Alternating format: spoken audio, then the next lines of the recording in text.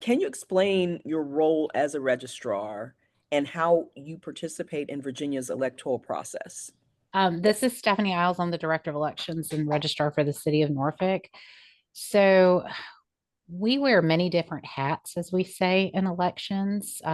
We work with voter registration, getting people registered to vote. Some of us also participate in naturalization ceremonies for new citizens that um, come to America and work through that system to become brand new citizens. So we participate in those. We manage the elections for election day. We do training behind the scenes for all those officers of election that need to be able to help facilitate the voting process on election day. We help with campaign finance for local candidates. We do training. We are teachers. We are lawyers. We are lobbyists without the title or the degree. We help educate the Virginia General Assembly when it comes to election related legislation and may talk to them about improvements for voter access. And so that's just some of the many, many, many things that we do. I'll chime in. My name is Mark Coakley from Henrico, Virginia. The Election Assistance Commission, the EAC out of Washington, D.C., created a wheel of job duties, and there were 32 spokes on that wheel.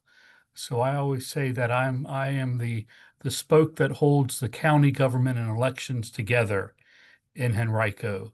Again, as Stephanie said, there are so many duties that we do, along with being the elections director and registrar. We have personnel issues, budgeting issues, facility issues, parks and rec, library, schools, plumbing, you name it, and we can do that here in the Office of Voter Registration and Elections. We help ensure that folks have reasonable access to the ballot.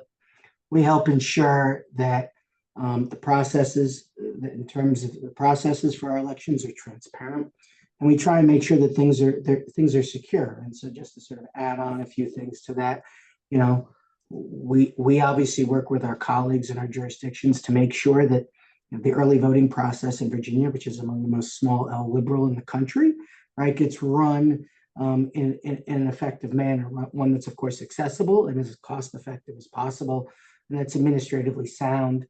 I think that one of the other things that we also are doing is helping ensure that our processes are as secure as possible. We,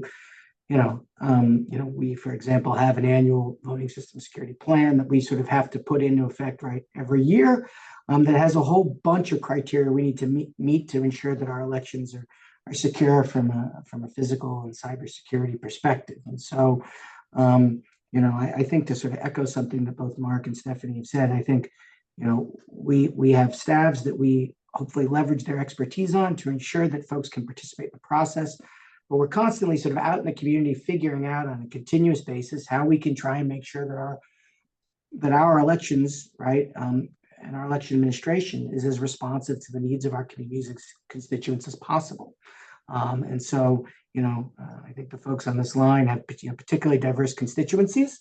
And I know for me, at least, right, being able to take the feedback of folks, voters, candidates, staff, and others to try and figure out how we can continuously improve is certainly part and parcel of this job as well.